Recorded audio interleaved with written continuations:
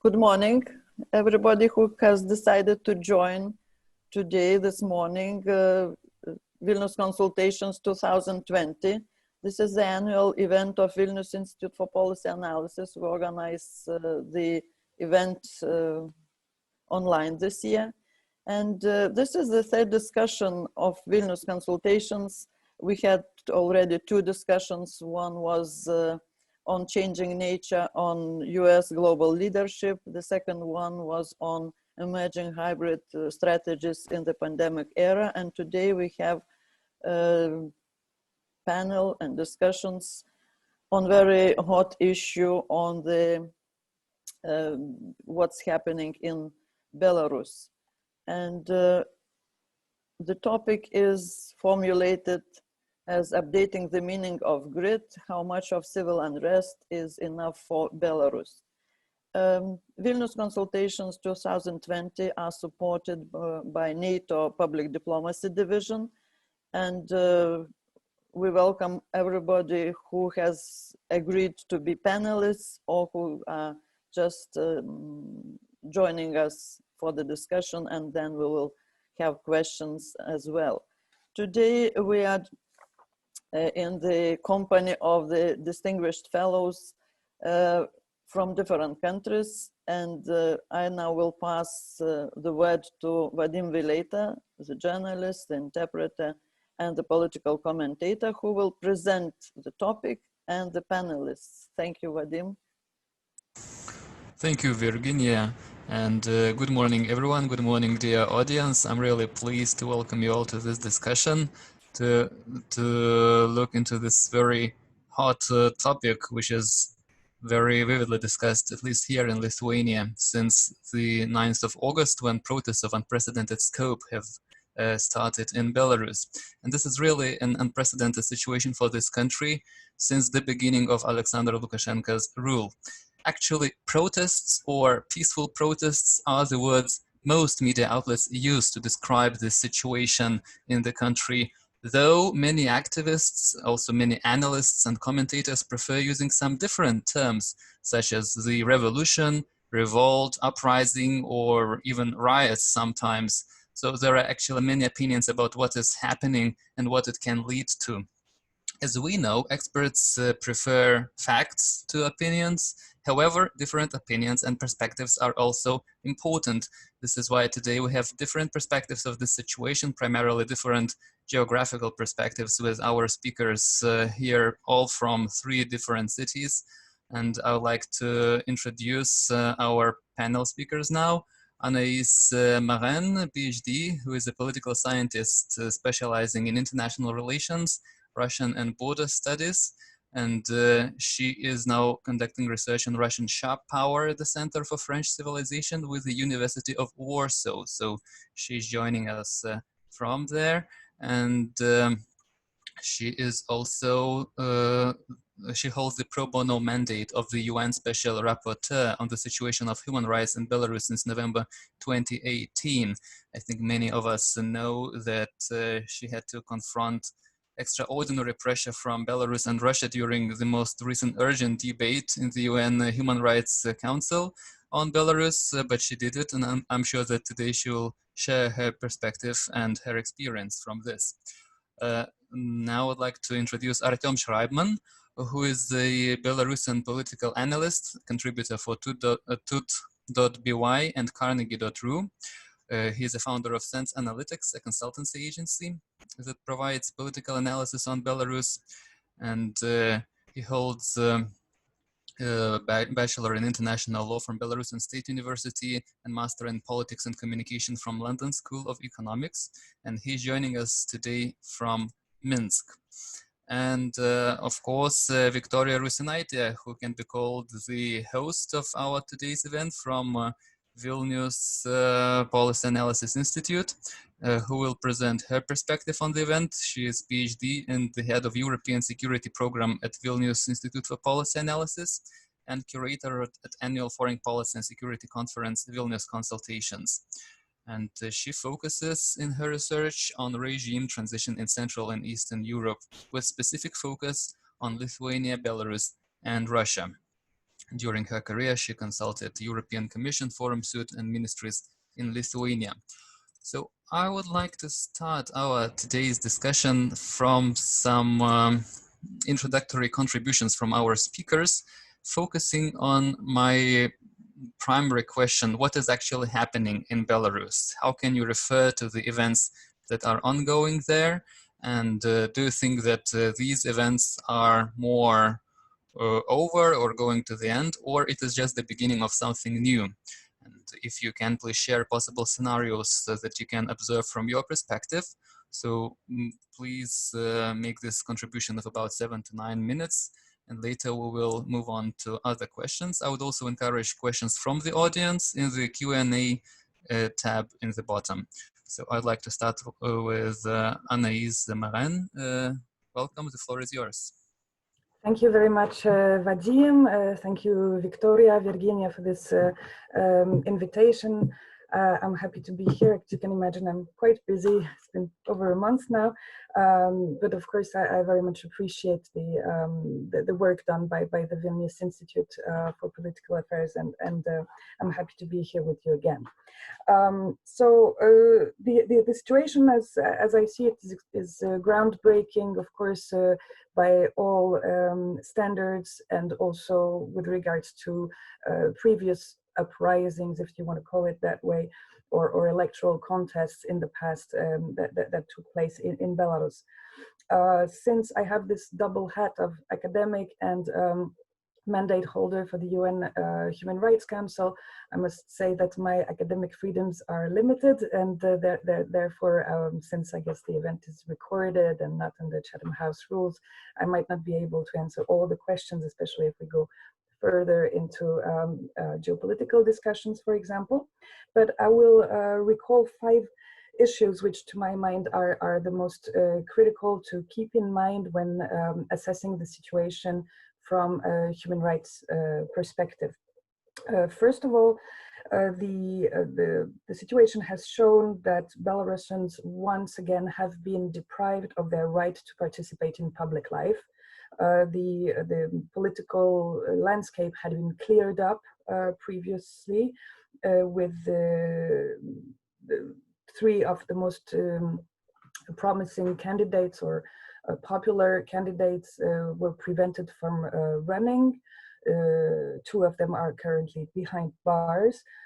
And as we remember from when we were having these discussions already back in the spring or in July, the repression didn't start on 9th of August, but indeed accelerated from April onwards. And before already the election day, the number of people who had been unlawfully detained was over 1,500, which is more than there were after the 19th of December 2010 election, which was the last time the electoral results were contested in the streets and followed by massive repression, which, by the way, led to the establishment of my mandate at the time. By all available accounts, the process was not only manipulated upstream, but tempered with downstream, meaning there were massive electoral fraud. And I will not come back to this because I guess it's already public knowledge and how we could evaluate the extent of this fraud, and which, in spite of the absence of international election observers from the OSCE ODIHR notably, we can assess the elections, and most international organizations have done so, as falling short of meeting international standard for free, fair, and transparent elections. Lastly, there has been numerous violations of the right to freedom of expression, both in the streets and online, notably, if you remember, with the closure of the internet starting on Election Sunday, which lasted for 3 days, an almost total blockade, which is absolutely incompatible with the principle of freedom of expression. And as you know, journalists keep on being arrested. They have even been accused of coordinating the protest, which in itself is an extremely serious offense against the right to seek and disseminate information, which is absolutely crucial during electoral cycles. Second, again, from the perspective of the UN, the most striking event has been the limitation to the right of peaceful assembly. By all records, most of the protesters were indeed peaceful, and therefore the violence that was used against them was absolutely disproportionate and unjustified. We have even noticed unlawful practices in the field of arrests and detention, including against children. So, for example, I remember in the first days when, nights, when the anti-riot police tried to break through the chains of people in order to reach inside the crowds to proceed to arrest. They even used, at least on one occasion, an ambulance, which if you transfer this onto the field, for example, of international conflict, is absolutely contrary to the rules of war. I mean, this could qualify as extremely serious crime, pretending to be, I mean, using as a Trojan horse an ambulance which is meant to save the life of people, and which was indeed used for repression, and in the meantime people had no access to medical support. Protesters have been heavily fined for having those who were arrested. They were put in detention. Some of them ended in hospitals. But the cynical aspect of it all is that the next day, well, when they were released, they were convocated to the investigation committee or local police office to receive fines for having allegedly participated in unsanctioned mass events. In spite of this very hostile environment, both in law and in practice, the fact that the environment is not conducive to the expression of freedom of peaceful assembly in Belarus is well known. It's structural, systemic problem since many years, but and the conjuncture has led to this massive arrest, which of course made it could have actually frightened up people, and I guess that was the purpose, such a harsh repression from the very first days. I remind that after only 3 days, already 6,700 people had been detained. And in spite of this aggressive posture on the side of the authorities, I believe that we agree on the fact that protesters found very inventive ways to express their views, and by all standards remained peaceful. And this seems even extraordinary that they could remain peaceful up to that day. And but of course we should be wary about the risk of an escalation of violence, especially when we hear that the names, the personal information of some policemen has been released in the public domain, and that could lead to people seeking revenge. Of course, from our perspective at the UN, this is extremely worrying, and this cannot be accepted either, unfortunately. Third, and this is probably the most important, the serious and massive humanitarian crimes have been committed, notably in the form of torture. We have received documented evidence of torture being practiced against detainees in 450, 500 cases. There has been to date 1,800 people who have tried to turn to courts or to protest ill treatment, not necessarily torture, but ill treatment and violence, disproportionate violence that was used during their arrest by law enforcement bodies or people in plain clothes. And but none of this has been, no criminal case has been opened yet against these cases, so which shows that people have no chance for redress in the current system of justice in Belarus. The administration of justice is extremely bad in Belarus, and that's the focus of my forthcoming report to the General Assembly of the UN. And this is, of course, an issue that will have to be, that I keep on raising in international fora, because the problem with especially these, the tortures is not only that they have apparently been premeditated and organized by the state, which makes them all the more serious, but also because the perpetrators seem confident that they will not have to face justice, they will not have to be accountable for their crimes. And this atmosphere of impunity, or I would even say lawlessness, is extremely worrying. As an example of this lawlessness, I mean, we have been speechless when we heard about events which are probably unprecedented of Belarus preventing access to the country for its own national. I'm referring here to Archbishop Kondrushevich, who on 31st of August was, although he holds a Belarusian passport, was not allowed back into Belarus coming from Poland. And of course, about the case of Mrs. Maria Kolesnikova, who was, there was an attempt at forcefully expelling her, and this again is absolutely unseen of in international practice, at least not since the USSR has collapsed.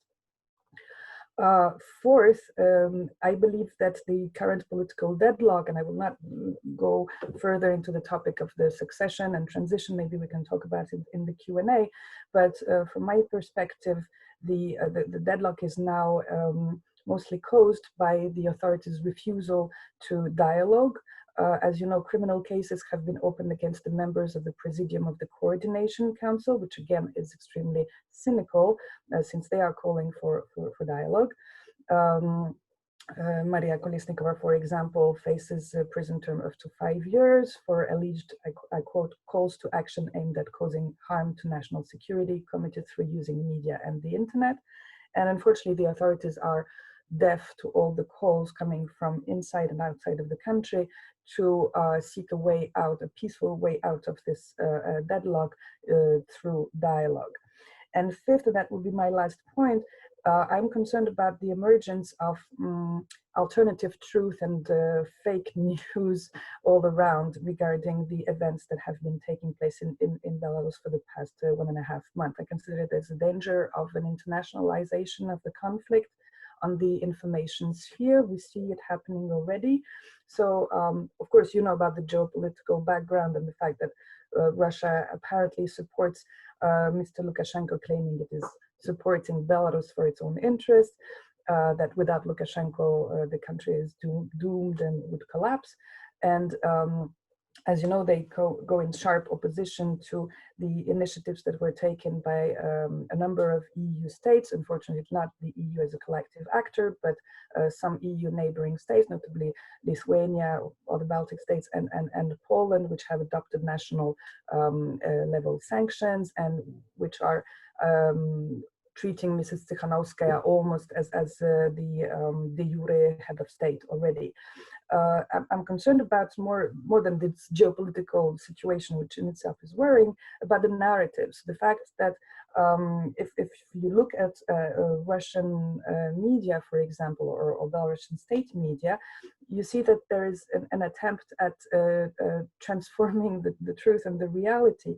And for example, unfortunately, I have to look at to watch This Evening with Solovyov, for example, on Russian TV. I find it extremely instructive. The narrative you hear there is that the events in Belarus would be piloted from outside. Here is probably a reference to the fact that one of the Telegram channels, which has provided information and apparently also some support to the protesters to coordinate themselves since day one, is based, this Niechta Telegram channel is based in Poland, and from there derives a whole series of accusations that they would be basically Polish agents or Western agents, or that the protesters are in a Western payroll, and that this echoes in a way the criticism that the Russian leadership has made of the Maidan events in Ukraine. There is also a form of gender-based discrimination when I hear how people refer to Mrs. Tsikhanouskaya, or even as you reminded, the situation we had at the Human Rights Council on Friday. It seems that there is some lack of respect for women coming from this part of the world, and Mrs. Tsikhanouskaya was first called Lje Dmitry, a false Dmitry, claiming the throne illegitimately, and now she's called mostly Grazhdanka Tsikhanouskaya, citizen Tsikhanouskaya. And of course, in Russian media, she's presented as a nobody, like Baroshnya. So this derogative language is also extremely worrying.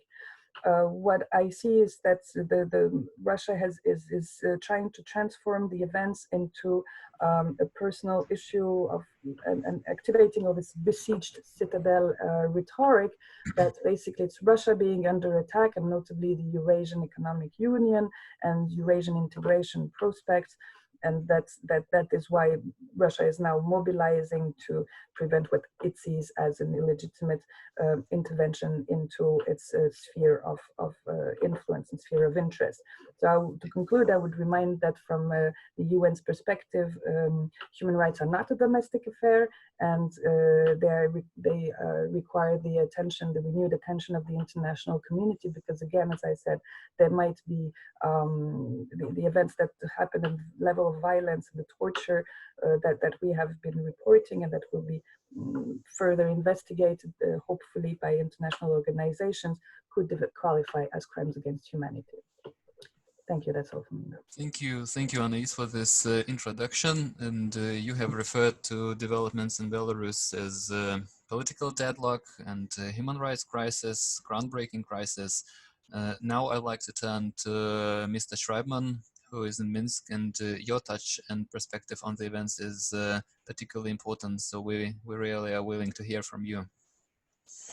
Thank you very much, Vadim, and I really appreciate the privilege to speak here. I would completely agree with what Anaïs has said. I would probably just not to repeat the same points. I would probably move to the realm of what's happening on the ground and possible scenarios. Of course, it is very hard to speak of scenarios in such a volatile situation, which Belarus has never been in.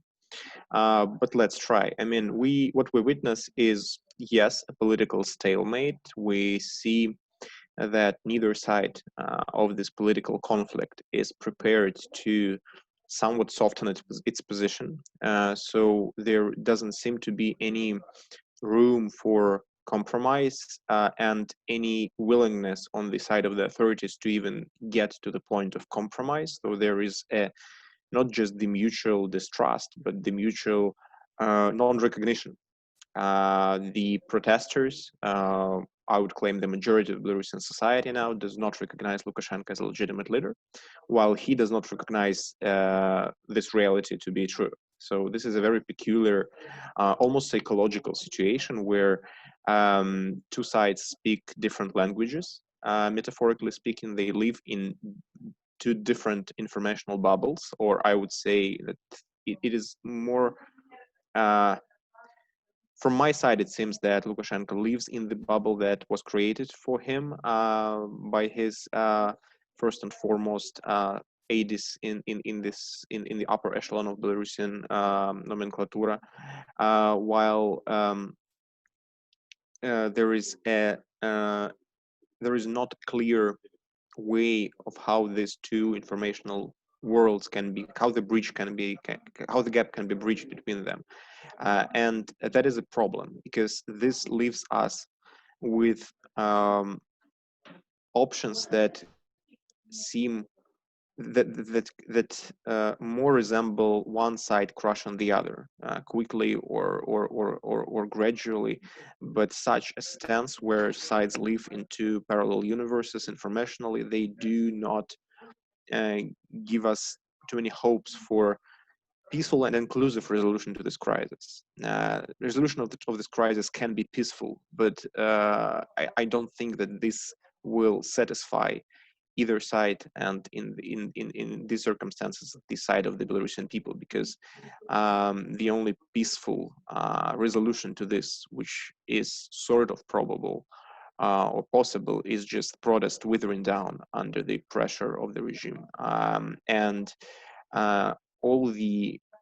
given the stance that Alexander Lukashenko personally took, basically non-recognition of the other side, refusal to hold any meaningful dialogue with the political opposition, it does seem that without another escalation, without another outburst of violence, we will either continue to be in this political stalemate, or the protests will be gradually losing their steam. And that's what has been happening recently. The political crisis in Belarus passed through 3 stages. The first one was this outbreak of violence after the election, tortures and, outright sadism on the side of the authorities. It lasted for 3 days. Then there was up to a week, or 5-6 days, when the protesters had the upper hand on the initiative. And then the government, the regime, has started to regain the initiative.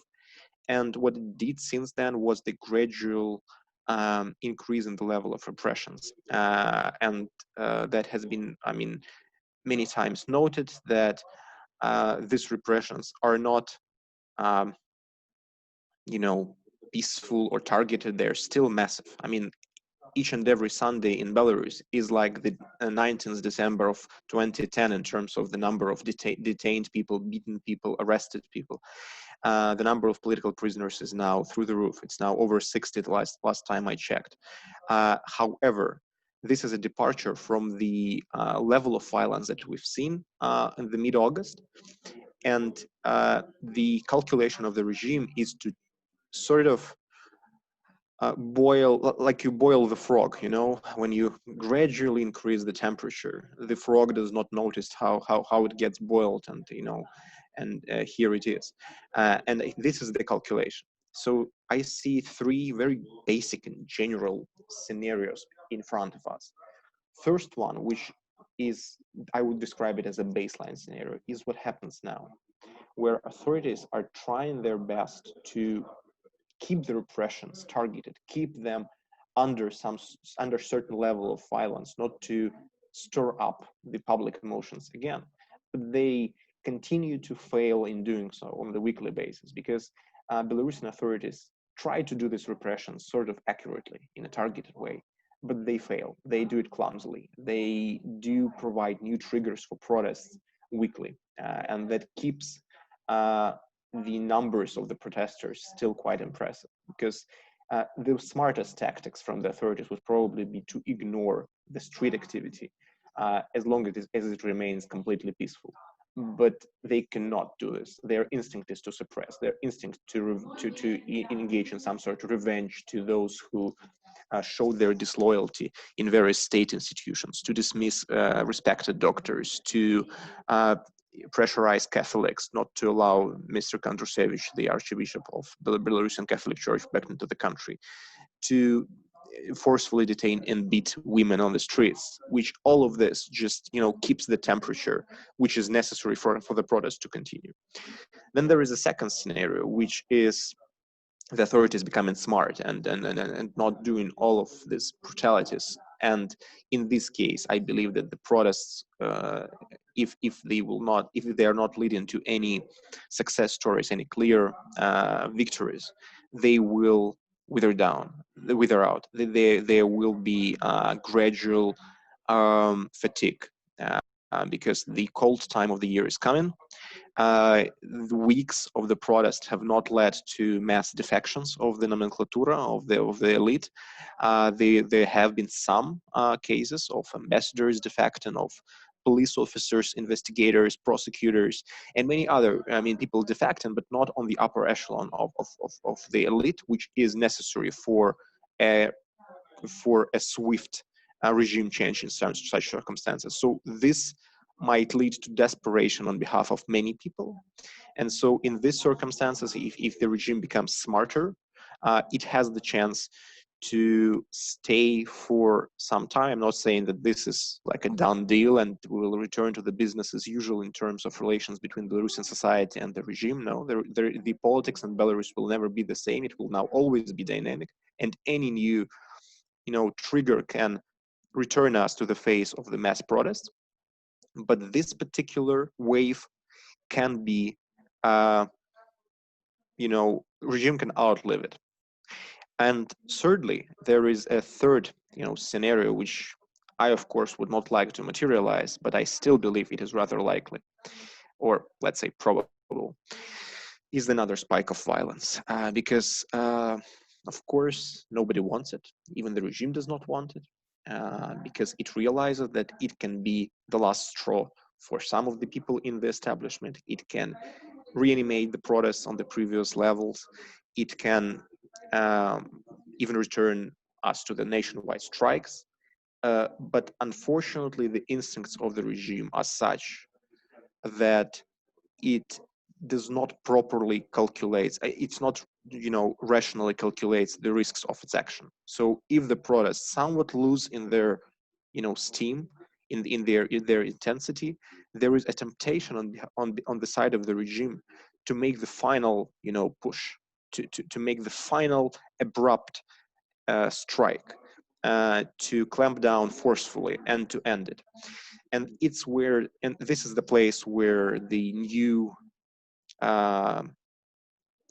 mass repressions leading to new potential casualties are likely. And in these circumstances, I have no idea how the things will develop, because this is just simply unpredictable. But unfortunately, Belarusian regime has showed to us that all our expectation that it would behave rationally are not materializing. It does make mistakes. It makes missteps that, from this pure political science, point of view, are to be expected from the authoritarian regime in its demise. But at the same time, from the observer inside, you keep wondering, why do you keep doing this? Why do you keep shooting yourself in your foot? I mean, the regime. Why? You've been in politics for 26 years, but you still keep making these very unnecessary mistakes. And this has been happening for all this year. And that's why I cannot rule out that the regime will continue to make mistakes that currently are not anywhere on the horizon. We cannot, see it. We cannot predict it. We cannot see in which, area of life they can manifest themselves.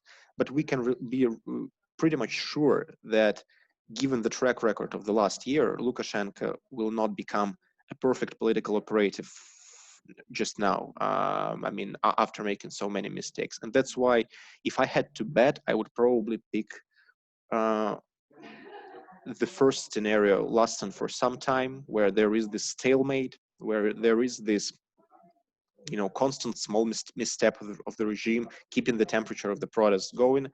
And then we very much might be heading to a new round of escalation. And I think I'll stop here. I'm sorry for if I overspoke my time. I'll be happy to take more questions. Thank you. Thank you, Artyom, very much. It was very interesting, and definitely we'll come back to further actors that are likely to join these scenarios, such as Russia, for example, which is definitely an actor to contribute. But now I would like to give the floor to Viktorija and her perspective on what is actually happening in Belarus and what it is likely to develop into. Thank you, Vadim. Thank you, everybody. It's very nice to be here. I would just also encourage the audience, if you have questions, on the bottom of the screen there is Q&A tab. Use it. We'll answer your questions during the discussion. So coming from Lithuania, I decided to speak more about the actions and policies in Lithuania. Following up to what you, Vadim, asked, so the situation in Belarus, it's not in any way, it's not new, since this can be regarded also as a build-up from 2006 and 2010 protests and what was called a protest against Darmoyed attacks, but it's also unprecedented in its scope and patience and grit of the protesters, as we indicated in the title of this panel. I will focus in my initial remarks on the reaction of Lithuania and the EU, and I have to say, for these actors, this is just the beginning of their actions, and I hope we will be able to arrive to a somewhat consistent plan of action on the European and Lithuanian levels. From Lithuanian foreign policy actions and activities, it is clear that Lithuania wants a response beyond grave concern. but their diplomatic resources are lacking. In this respect, I will outline 3 issues. So in the past, there were limited productive partnerships built to have a strong European position now. It is difficult to form a unanimous Baltic position, not to mention Nordic position, and Lithuania-Poland relations seems to be, in this respect, most productive ones, but they also come with strings attached, as we saw last week. The side products of this Lithuanian-Poland existing partnership might emphasize also on Eurosceptic and even anti-German sentiments. For example, last week we saw Lithuanian PM Panelists announcing after the meeting with Polish PM Morawiecki that Lithuania will support Poland in Brussels over the law of rule dispute, and this came after their discussion on Belarus. So the late response of the EU, as a side effect, it might be fueling the consolidation of Eurosceptic forces also within Central and Eastern Europe. And the third is that Lithuania might be also seen as having a side agenda because of its ongoing issues with Belarus and Astravets power plants. And Astravets issue, of course, it makes sense inside of Lithuania, and politically it's a good option to attract voters, but outside Lithuania in the foreign policy field, I think it might distract from the main goal of this foreign policy course. This is free and fair elections in Belarus. The problem on the European, but as well as Lithuanian level, is that current European sanction project is weak, but the problem is that it's weak, but it's still stumbling. It's very slow, and given the experience of 2006 and 2010, this could already have been prepared to. And other issue is that 30-person list is a way too small for individualized sanctions on people who rigged elections and tortured peaceful citizens. On this, I agree with my colleague in the Institute, Mr. Laurinavičius, who said that the sanctions should be more extensive. In Lithuania, do we want to go Christmas shopping in Acropolis with people who tortured and raped? Do we want to sit next to them in sauna in Druskininkai resort? Because not only these will be the people that have already committed crimes for which they are not punished, they will also be, and probably are, generously remunerated for them in Belarus. So, I mean, for national sanctions in Lithuania, to expand this list, Vilnius can get in contact with numerous Belarusian NGOs based already here in Vilnius for many years to consult on crimes and sources, which would be helpful to impose more extensive lists and sanctions on individuals. And yes, my last point is that factual support to Belarus from EU is not yet clear. In August, EU rerouted 53 million to civil society. There is Poland's proposition to establish 1 billion stabilization fund for Belarus, which will probably be discussed on Thursday and Friday in European Council meeting, while Russian loan, 1.5 billion, will be used probably in Belarus to refinance earlier loans to Russia. The good news is that European Parliament last week has voted on a resolution which includes also not recognizing election outcome in Belarus and not recognizing Lukashenko as the leader of Belarus from November, meaning from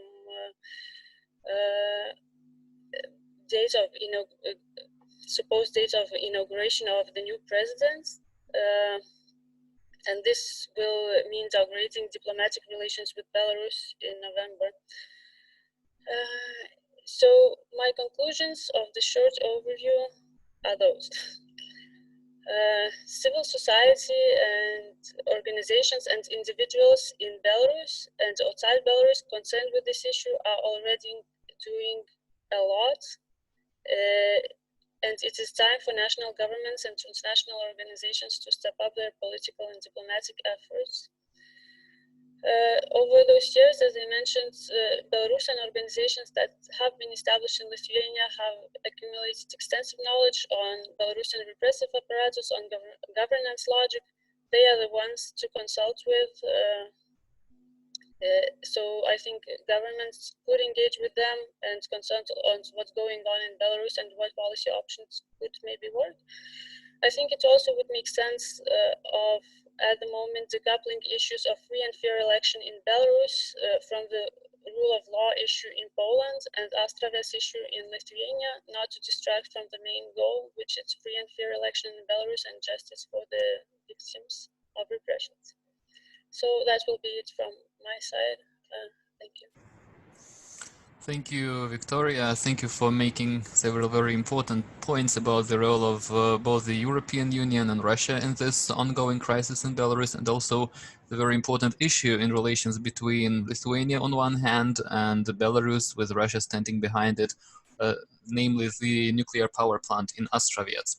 Regarding this date of the end of legitimacy of Lukashenko, there is some confusion about the dates, either it is in October or in November, because some people tend to stick to October 9th, which is the last date before the inauguration of Lukashenko has to be organized, while other people tend to stick to early November when the 5-year term of Lukashenko is over. So this is why there are different analysts and policymakers emphasizing different dates. But now I'd like to ask all of you, or all of the panelists, regarding the roles of Russia and the European Union in this domestic conflict in Belarus. What is the role of Russia, in your opinion, at this point?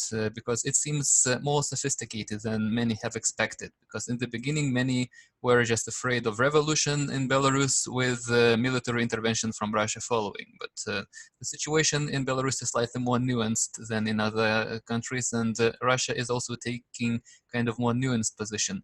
Could you please comment on this? Whoever would like to start answering this question? Well, I can start.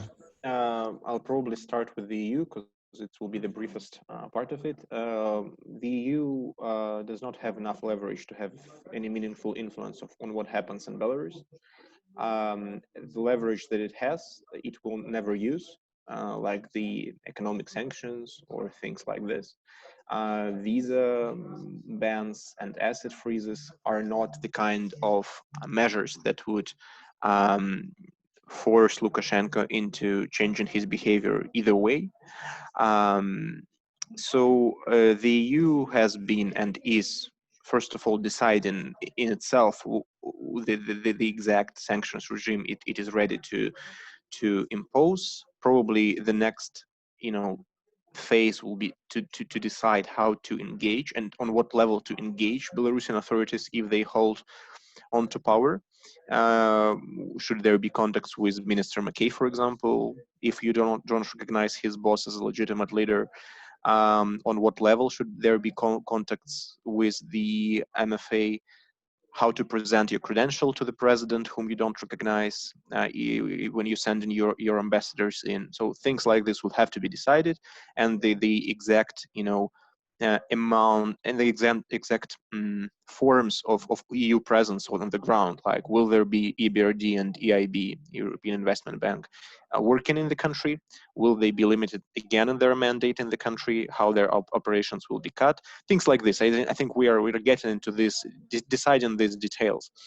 Apart from this, unfortunately, the key difference between this crisis and similar crises in Ukraine or Moldova is that the EU has significantly less leverage than Russia, and this disbalance does not allow for any meaningful international mediation unless Russia decides it agrees to this. Because Russia does not see the EU, and rightly does not see the EU as the actor with whom it should even discuss the future of Belarus. It's just basically almost the same as to discuss it with South African Union, or I don't know, Mexico, Japan. I mean, it's just in the eyes of Moscow, it's a similar level of engagement that the EU has, and the similar level of leverage. On the Russian side of it, of course, there was a more nuanced position, and also more it was evolving. For the first week, Russia has been mostly silent. Putin has congratulated Lukashenko on his victory, of course, on the first day, but then for a week, it was mostly numb. There were no, recognition of Lukashenko as a president, legitimate president, no support of him in the first week. Then after they started seeing that the protests do not immediately lead to Lukashenko's ouster, they've decided to draw some red lines with their usual method of threat of force. So by deploying this military reserve on the border with Belarus and promising to use it if the situation spirals out of control, they basically drew two red lines. First is they will not tolerate any Western interference in the conflict, and there wasn't any, but still, in their worldview there is. And secondly, they've hinted that they would not let this become a second Ukraine in terms of the method of regime change. So they will not allow a violent or semi-violent toppling of the regime by providing this political, rhetorical help to Lukashenko. They basically have strengthened his position at home, because if Russia would continue to be neutral, if Russia would continue to be abstaining from the conflict, I think that the level of the degree of defections within the Belarusian nomenclatura would be higher. Then Russia switched, I think, to a more, again, to not a very unidimensional position of just support the Lukashenko. It's not what happened, I think. They, of course, provided him with political support, I mean, by virtue of meeting Vladimir Putin. But at the same time, the loan that they have provided is not an outright, helping hand. It's less than Belarus needs. Belarusian National Bank has spent the same amount of money in just the month of August trying to support Belarusian currency. So it's not too much given the state of Belarusian economy. It will come in portions. $500 million will come in next year, and only $1 billion will come in this year. There will be no, real cash coming to Belarus. There will be mostly refinancing of existing Belarusian loans. And Russian Vice Prime Minister Siluanov even added that there will be a condition put on the top of this loan, that the new tranches or portions of this loan will be issued only if Belarus is disciplined in terms of its payment on gas and oil obligations. So it's more of a control mechanism than a support to Belarus. And finally, given that how many times Vladimir Putin, he started with it, his initial remarks with Lukashenko, and then Lavrov repeated this, that they actually emphasized the need of the constitutional reform in Belarus, which is the euphemism for power transition. And this is, I think, will be the key agenda of Russia in the coming months or maybe years, if Lukashenko has years to sit on top of it, because they don't trust him. This is the basic feature of Belarus-Russian relations that sometimes gets overlooked. Sides do not trust each other. The trust has gone long ago. And that is why trying to force Lukashenko into signing some papers, some obligations, some roadmaps on integration is just meaningless. They know he will not deliver it if he becomes stronger, and if he is becoming weaker, there will be no one to deliver. So it's just meaningless to try to pressurize him into some long-term strategic integration deals. I think their key headache now will be trying to use all their sticks and carrots to make him deliver the controlled power transition that would benefit Russia in this or that way, that would not decrease, but preferably increase the level of Russian influence in Belarus, that would make Belarusian state system more horizontal, less vertical, less dependent on one person and his psychological peculiarities.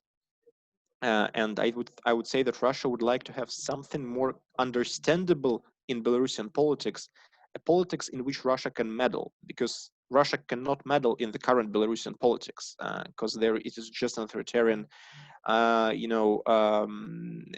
monolithic state.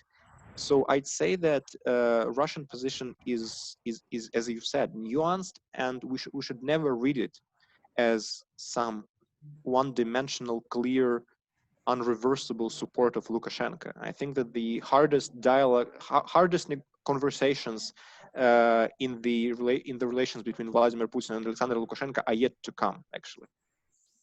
Thank you, Artyom, and thank you for this interesting paradoxical point that maybe in this situation, Russia is even interested in some kind of managed democratization of Belarus, because if Belarus is becoming slightly more liberal and democratic, it will be much easier for Russia to interfere. On the other hand, we are also receiving questions from the audience on Russia's role in the conflict that Artyom has already started to answer. I'd just like to add some of the questions. Could Moscow use the opportunity to fully implement the Union state and convert Belarus into a province of the Russian Federation? And another question on Russia's role is, do you think that that Belarus is being a victim of a soft annexation by Russia now? And if yes, would EU response be focused on Belarus or Russia? So maybe later Artyom would add some points to address these questions, but now I would like to ask either Viktorija or maybe Anaïs, who is also a researcher of Belarus-Russia relations and Belarus-Russia Union state. What is your concerns and perspectives in this situation? Thank you, Vadim. Well, I don't think I can bring in much more than what Artyom has brilliantly exposed so far on this issue.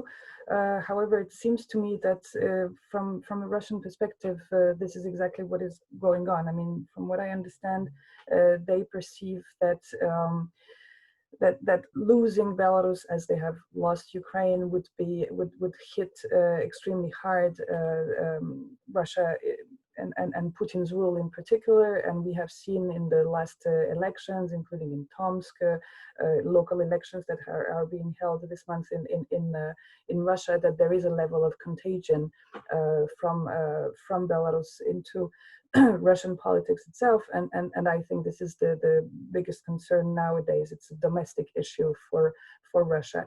When it comes to the more the international dimension of it, I still believe that Russia has put on the back burner the project of Eurasian reintegration, including within the Union state of Belarus and Russia, back in December, when the negotiations have hit a wall, but it was only temporarily. And I believe that this is still a priority for Russia. And again, you know, this is what when you hear Russian publicists discussing the current events in Belarus, they tend to say that we have to respond in one way or another because we are under attack. That this is their interpretation, that the Russian way of life, the Russian world, the Russian worldviews are being challenged both from inside in Belarus, but also from outside because of the support granted to Mrs. Tikhanovskaya from a number of Western countries. So I still think that this will be a major issue in the coming months. And from what I understand, given Mr. Lukashenko's psychology, he is eager to stay in power at all costs, and he is therefore useful for the Kremlin in as much as he can still make concessions on a number of issues that are of interest to Russia. And then the question arises of how durable would be these concessions. For example, if we think of the possible acceleration of integration in the currency field, the idea that if the Belarusian that the Russian ruble would become the currency for the whole Union state, including in Belarus, I think this should not be excluded a priori, because the economic situation in Belarus is extremely tense, and we cannot exclude a financial collapse that would make very much easier this kind of monetary integration in the future. How can that be then adwoven in the future after Mr. Lukashenko leaves? So Mrs. Tikhanovskaya has announced that the the international agreements that would be signed by a currently illegitimate president should not be considered as having value, like being that they would be void of effect, but she's not in a position to implement this.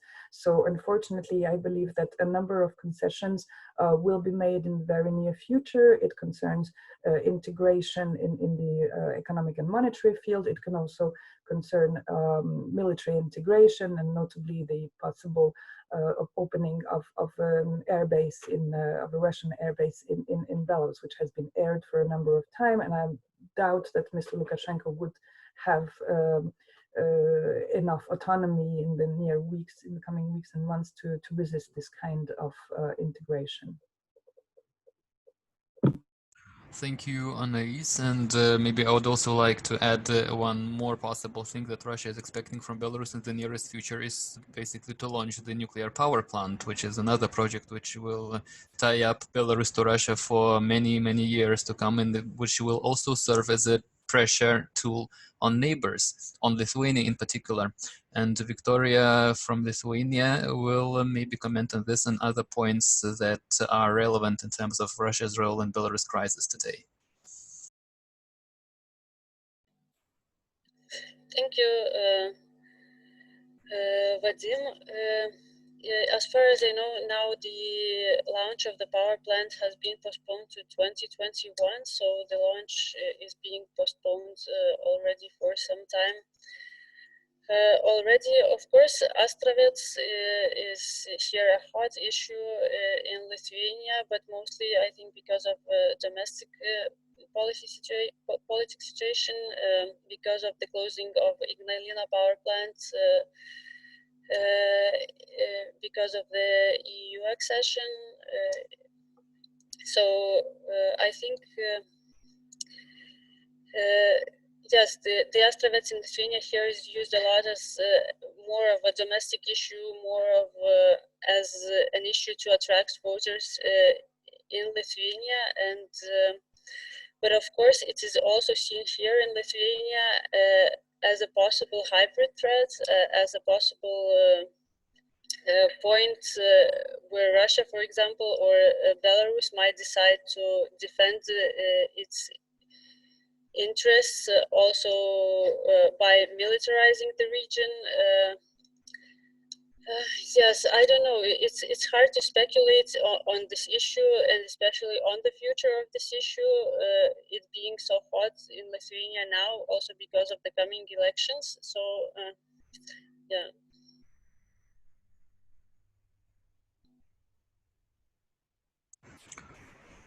So there are more questions coming from the audience. Maybe now we could switch a little bit more on situation inside Belarus and whether there are some tools that the Belarusian society still has to also have a say in the development of this crisis, because now it looks like we are mostly looking at Russia as the main influencer and the main actor in this. But I have a question, and also our audience has questions. Maybe inside Belarus still there is some potential for it. For example, question to Artyom from Andrei Vozyanov: do you think the scale of workers' strike exists that would force Lukashenko to resign without escalation of violence? And another question also from David Conway regarding the level of erosion of the regime, since there have been numerous mentions of security officers and police resigning. Is there any estimates of how many officers have actually done this? And again, is it a threat to the regime? Basically, these are the questions. Is there some threat to the regime from inside the society? Maybe at the level of the economy, at the level of economic resistance, bank assets, any other tools that Belarusians can do, because it's really hard to imagine if the regime can survive without not being supported by any social group. So basically it's about social groups still supporting Lukashenko and having any influence on him from inside the country. So maybe Artyom, you could start. Well, I would probably start by saying that it is, I think, incorrect to assume that Lukashenko does not have any support left. 3% is a beautiful meme, internet, generated meme, very useful political tactic to convince the majority that it is a majority. But I don't think that Lukashenko has lost the entire support he had. I think that after state propaganda with the support of Russian specialists has become more aggressive, more polarizing, the minority of Lukashenko, I mean, his support base, which is, I think, now a minority of the country, has also become more radical, more agitated in a way. And therefore, he can at least gather enough people for demonstrative events to show that I'm not left with just my border guards, and this is important for the establishment, for the nomenclatura as such, because they want to be reinforced in their belief that they are still the majority, and this kind of events give them the chance to to reinforce their confirmation bias, to reinforce their filter bubble. Again, this is I don't know how long it can last in terms of popular support, because it means that month after month the people who make decisions detach themselves from reality on the ground even more and more and more, and it leads to new miscalculations and missteps which aggravate their situation. That is why it is, again, unpredictable, but it's from all the sides bad for the regime. But back to your original questions about the domestic factors of resistance on the strikes. The strikes have not become nationwide. They have not become persistent. There are no strikes in the usual meaning of this term now in Belarus. There are some protests, sometimes one-man strikes on some enterprises, sometimes just protests, political protests, let's say after work on some enterprises. I think that the main reason why the strikes have not become persistent is that they were driven purely by politics at this stage. I think if you look at the history of successful strike movements in our region, take Poland, for example, they started as economic movement, or driven by socio-economic reasons, and then politics morphed into, and then politics was another, layer of their grievances with the regime. Belarusian strikes have started from the political emotion, from the emotion of disagreement with the rigged election and with tortures. And I would say that the second factor was even more instrumental there. As any emotions tend to cool down. But on the other side, the regime retained, and the administrations of the enterprises retained, the economic levers in their hand. So the workers who strike out of economic deprivation are not afraid of being fired. They are already poor or deprived of the salaries and so on and so forth.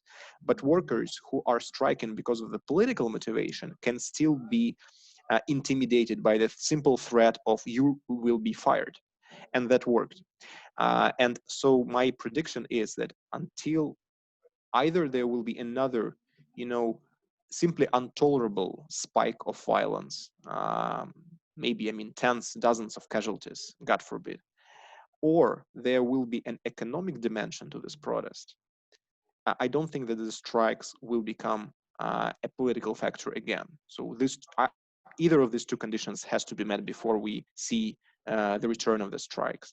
On the defections from the security agencies, again, it is very hard to estimate the scale of it, because tens of officers in different agencies, prosecutor's office, investigative committee, police, including the riot police, but also the other departments of the police, have publicly announced that they're resigning. Hundreds, I suppose, have done it non-publicly, because from publicizing it, you just attracting an extra attention and risks for yourself and your family even, because the regime does not tolerate traitors, and it has shown it on many occasions.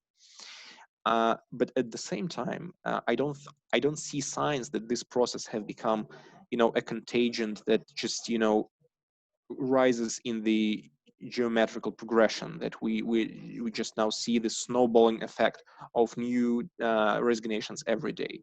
I think that it does create very important hardship for for the regime and for the administrations of these bodies, because they have to recruit new people, which is hard in this environment, and they have to suppress dissidents within those structures who have not resigned. So they are either firing them themselves, or they are suppressing them, thereby deteriorating their work climate, so to say. They are people becoming more stressed.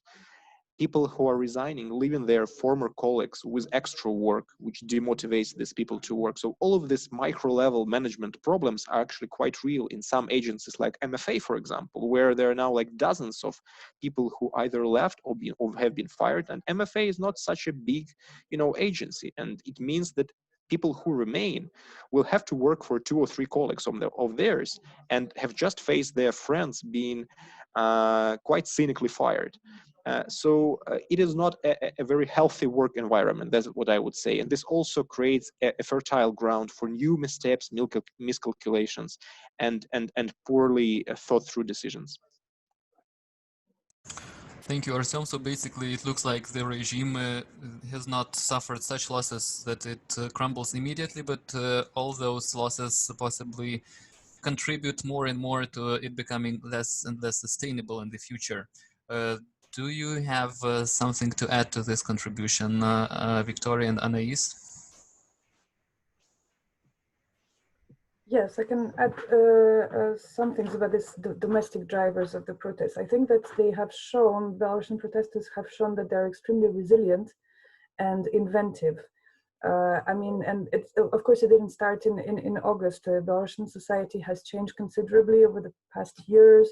We have noticed the emergence of a feeling, sort of national awakening with this so-called soft Belarusianization process, which started basically following the annexation of Crimea and intensified last year during this marathon towards the establishment of a closer integration, deeper integration between Belarus and Russia, which Belarusians majoritarily reject. There has also been signs of solidarity, new social links being established. We saw this already at the very start of the COVID crisis in the spring, but also when the first waves of arrests and detentions occurred at the phase of the signature collection in April and May, and nowadays we see it as well. There is a new sense of belonging and of a socium, which, from what I understand, unfortunately I cannot go on location, I'm non grata in Belarus, but I have a number of friends, including French scholars who are now in Minsk, and they daily report about what is happening in these Zhiloi rayone, in these places where people each evening gather. There are not necessarily slogans or any kind of politicization, but at least discovering that you can talk to your neighbors and find out that actually you share the views. So there is a sense that indeed people can make up a majority, and this is extremely important for not losing faith in their own capacities. And this resistance capacity, I think, is also worth noticing, because in economic terms, I always keep hearing that Belarusian society is able to live on potatoes the whole winter, and that it will be very hard for Russia and for Gazprom diplomacy to suffocate the country economically. Unfortunately, there's a high risk that this will happen, but which again might change the course of events, because if you remember, last time there was a significant protest, if you take aside the situation in 2017 with the anti-parasite law, the last massive protests were the so-called clapping revolution or silent revolution in 2011, which was sparked by a hike in the price of gas for machines. So it was drivers for cars. I mean, so it was drivers, like urban middle class, which started protesting, honking, etc., and then people joined. This could also happen again in the coming weeks because of a degrading economic situation. And as other speakers have mentioned, $1.5 billion, mostly in the form of loans from Russia, will not prevent this looming economic recession. I mean, the recession is already here. So this could spark strikes again. As for the cracks in the facade of the regime unity that we have seen with defections multiplying in the ranks of the diplomats or the law enforcement bodies, I agree with the Artyom that there has been no contagion or snowball effect, but I think it cannot be excluded. And this is partly related to what can happen inside. Again, people are sensitive to escalation of violence. So if nie daj Bog, this violent repression intensifies, then there would be probably more defections, more people who are unwilling to implement unlawful orders. But also as a result of what is happening internationally, and including in the EU, in the UN, when you have Latushko now, who is very present on the internationally, and this is also being heard by MFA personnel in Belarus. So currently, they don't see themselves in the future Belarus, whatever it will look like. So they would like things not to change, so that they can secure their position, their job, and their capacity to feed their family. But again, this is extremely sensitive to whatever is happening both domestically and internationally. So I would not exclude a priori an increase in defections, which will make the survival of Lukashenko's rule extremely more difficult, of course. Thank you, Anaïs, and thank you for mentioning this, that despite this deteriorating economic perspective of the upcoming winter season in Belarus, the spirits of people remain high, and this is also the spirit of the entire nation, which is really an interesting situation in Belarus, which was seen for decades as a kind of non-established as a nation, as a national identity, and was seen by many analysts and political scientists as the most Russified, Sovietized, and the most passive of former Soviet republics. Do you think, Viktorija, that this situation is changing? As you are, if you are going to answer the previous question, feel free to, but I would like to add another component of this newly established Belarusian identity after these protests, because these events cannot just go unnoticed in the Belarusian history, and maybe this can be seen as the last step in emerging Belarusian identity as a nation. Thank you for this question, Vadim. I also think you are among the people who could answer this question as a Belarusian himself, who is living in Lithuania. But I will also, speak on this as far as I understand this. So, at least in Lithuania, but I think also in more countries, especially around Europe, you're right, Belarus was seen like that. And I think in Lithuania, the dominant sentiment towards Belarus was twofold, that it is, in one perspective, it is very Russified and maybe even a client state of Russia. But on the other hand, if Belarus will get this chance, they will snatch Vytis and our national symbols from our noses, and this twofold impression of Belarus, I think it dominated not only in this public sphere, but also in this a little bit. I think the sentiment was also present in policy circles.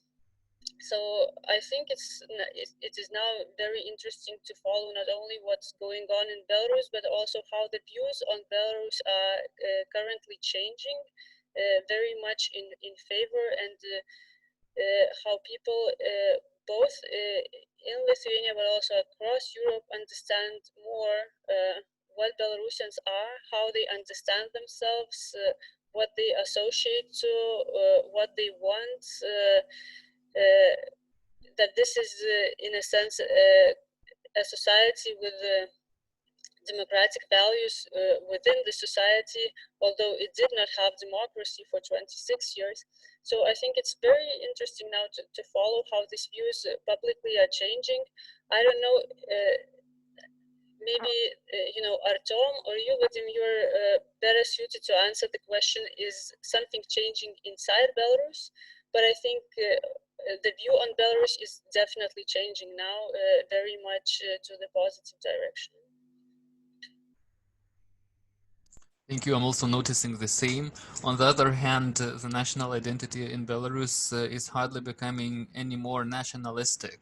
And this is what I would like to ask Artyom to comment on, since we've been observing the reintroduction of Belarusian national symbols to the public space very broadly, and I guess they have never been as popular as they are now in Belarus.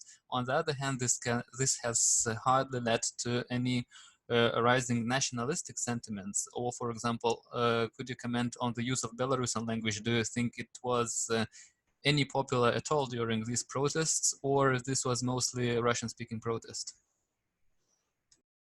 No, this is, and most likely will remain Russian-speaking protest, because to change your language is a very, very difficult effort, and Belarusians, by and large, speak Russian language in their day-to-day life, and the latest census has just reaffirmed this. I would say that you're completely right in saying that the white, red, and white flag and Pahonia coat of arms, which is known as Vytis in Lithuania, if I'm not mistaken, they have become more popular. And I think that if we just conduct a poll on support of the symbols as a new state symbols in Belarus, we will probably observe a spike in their support now, because they have been sort of legitimized for way more people than before. Beforehand, for the last decades, the polls have shown consistently that the number of Belarusians supporting these symbols to become again the state symbols of Belarus has fluctuated between 20 and 30%, never more. Sometimes in some polls even less. And the support for the current state symbols, the green and red flag, has been over 60%. This has been the case according to all the available polls that I have seen. I mean, mostly independent polls. I think that now, since this has become more politicized, the issue of flags, after the government started using the state symbols to mark their police detention vans, for example, and after the white, red, and white flag ceased to be just the symbol of the traditional opposition, I think this configuration of public opinion has likely changed. But without such studies, without polls, I cannot claim this definitively. These issues of national identity are the very delicate issues where one should not and never can rely on our personal anecdotal impressions. We need to measure stuff. We need to wait until some new polls arrive, and hopefully they will, because polls are very hard to conduct in the COVID times, even in the countries that do not believe COVID exists. And I would also add that this protest has not been about national identity and still is not about national identity, despite very valid claims that Belarusian nation is being born during this protest. I can metaphorically agree with this. However, just the issue of nation building, the ethnical, cultural issues are not at the forefront of this. However, this might change because if Russia becomes more active, more assertive in supporting Lukashenko, and fully becomes on this, not just on the side of the regime, but begins to help it to crack down on the protests, sides with the Lukashenko completely, there will be a new flavor to this protest, a protest that will be now a pro-independence, pro-sovereignty protest as well. And if the gloomy predictions about the crippling annexation or deeper integration come true, I think that the protest will be completely reframed. And this is one of the reasons why I don't think that this integration is likely, because I think that there is enough sobriety in Kremlin to realize that it is not in anyone's favor to take the agitated Belarusian society and make it anti-Russian in just one, act of supporting Lukashenko. And that's why I think that the Russian actions will be more subtle than this. Thank you for this prediction. Anaïs, anything else to add on this newly established Belarusian identity?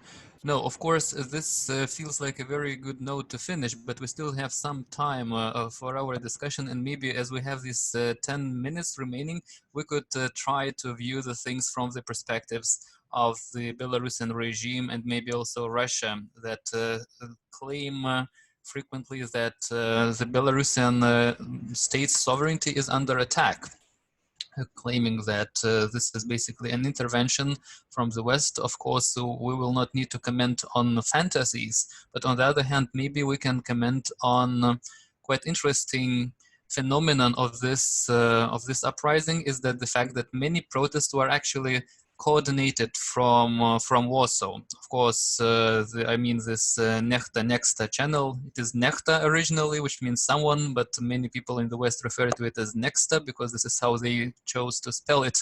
And could you comment on this provocational question? Is it a hybrid attack on Belarusian sovereignty, what we're observing, this Nexta channel, which is available to millions in Belarus and elsewhere?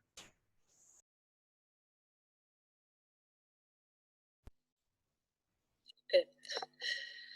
I don't think it's, it's fair to regard one Telegram channel as an attack on sovereignty, especially because there are numerous Telegram channels in parallel to Nexta, which publish similar information and has, not the following of the scope, it's quite okay following, and Nechta is not the only channel coordinating protests, but there are more of them, and I think it's more not the issue of hybrid intervention, but the issue of, let's say, new times and digital media and how people organize themselves. So this is one aspect, but also thinking, about the situation in the West and how the so-called West, to what extent it is transparent towards its actions towards Belarus. I think some things could be improved, especially in regards to this Russian speculations of $20 million that US provided in support to Tikhanovskaya, or rumors going on around like this. I think there could be more transparency in what the EU, the US, Lithuania, Poland expects from Belarus, what the aims and the actions taken. But of course, nor Lithuania nor Poland is performing a hybrid attack there. They are not sending soldiers, they're not sending planes full of propagandists, and yes, they are not performing disinformation campaigns. And Russian engagement in terms of propaganda regarding Belarus, it's also varied throughout this term, and I think in terms of propaganda that is coming from Russia, from RT, you can notice that there is on one hand there is some support for Lukashenko, but there is also a clear effort to defame the protests, to show them as something illegitimate, something wrong, and this is more directed also towards the audience inside of Russia. So yeah. Thank you, Viktorija. Anaïs, in your original contribution, I think you mentioned that you see this publicizing of personal data of officers as unacceptable, if I got you right. Could you also comment on other aspects of IT, including Next, during these protests and how you see them? Mm-hmm. Well, what is unacceptable is citizens seeking revenge and violence escalating in that way, especially if the revenge targets the families, including underage children of these individuals. So here it's strictly at the UN level. This is a matter of concern for us. So we are monitoring this very closely. Regarding this notion, if we put ourselves in the authorities' shoes and look at what is happening from the West, and whether it is an attack on Belarusian sovereignty, I think that Poles and Lithuanians, among others, are extremely cautious about this, because there is indeed a risk of being accused of interference. When you look at it, the same as, if I'm not mistaken, the Lithuanian parliament has recognized Sviata Tsikhanouskaya as the president-elect, which is a strong step, of course, to be taken. Both countries have established humanitarian corridors, welcoming a number of refugees or people seeking medical support or in their countries. And beyond this, I mean, I will not come back on the issue of Niechta. I mean, I mentioned it already. This is perceived as, he's believed apparently in Minsk by the authorities to be an agent of the Polish secret services, which I think cannot be true. I mean, I met him, and I know what is the policy of the Polish government with regards to this, and he can definitely not be seen as an agent of influence of the West in that sense. He's just one of the last bloggers who is not in jail, and this is thanks to the fact that he is in exile. And I believe, as a 20-year-old who loves his country, he would love to go back to Belarus, but there is a pending criminal case against him, which dates back to already last, I think it was raised in last November. So of course, also because he escaped military service, from what I know. So anyway, he's not able to return home, and in that sense, you know, it also shows where his allegiance lie. It's definitely not with being an agent of Poland. However, there is another dimension I would like to mention here, and again, it should call for caution. From what I know, the trade union of policemen in Poland has sent a clear message, apparently through Belsat included, to its homologues in Belarus, promising them that if police law enforcement officers in Belarus would consider defecting and running away from the country to avoid, of course, retaliation, they could find a safe haven in Poland. And there is already a sort of emergency support fund that is being established, and things are being prepared to welcome these people. So this can be seen as a call to defections, and it's extremely risky in a way, because those individuals are state servants, civil servants of Belarus. They might know secrets that would be compromising for the government. They could testify, for example, in an international criminal court about where they got orders from to implement tortures, for example. So this is extremely serious, and I can understand that for the Belarusian government, it probably is a stone in their shoe. Yes. Yeah, probably this is definitely very sensitive for them. Artyom, what do you think about it? Well, of course, it's hard to buy Belarusian government's explanations about the foreign interference, because they keep confusing who is interfering sometimes, because for the whole duration of the campaign, it was Russia who was behind this opposition protest, secretly funding Telegram channels. But the moment the calculations has changed, it became Poland, Czech Republic, why Czech Republic? I mean, this poor Czech Republic, why they were to blame?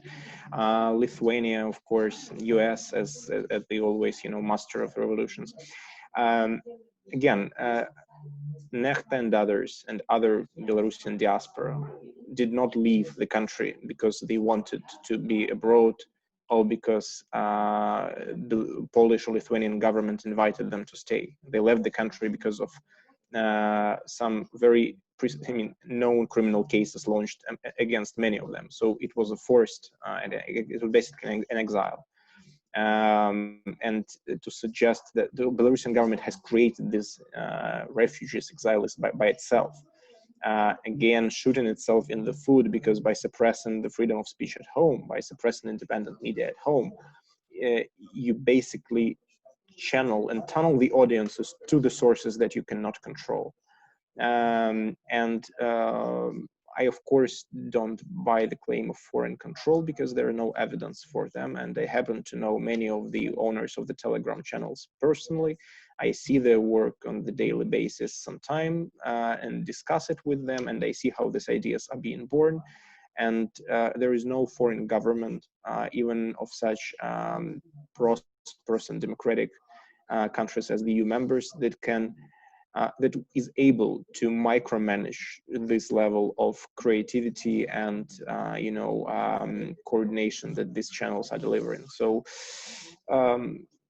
people who are raised in the mindset of the state bureaucracy, where you start your day and end your day following the instructions, where you give instructions or receive instructions, you cannot comprehend how any activity can take without instructions. And that is why it's very understandable why people within the governments of post-Soviet states tend to explain everything by some conspiracy theories and by some, invisible puppet holders, because they can just not get their heads around how people can self-organize. I think we should be empathetic to this, inability to imagine things, but to analyze it in a more serious way, I think is meaningless. Thank you so much for this generalization, and I think this is really the end of our discussion, unless some of the panelists have really some very urgent thing to add in the end. And if no, I think we just have to thank our participants that observed our discussion, and of course I'd like to thank our distinguished panelists that joined us. This was really a pleasure to talk to all three of you. Thank you so much, and I'm sure we will keep observing your contributions and your observations on this unfolding situation in Belarus, which is really unprecedented and extremely interesting, whatever we end up with. So thank you so much. Thank you. And good luck to all of you. Should I return the floor to Virginia or just Thank leave? I think, yeah. Okay, thank you. Thank you. Goodbye.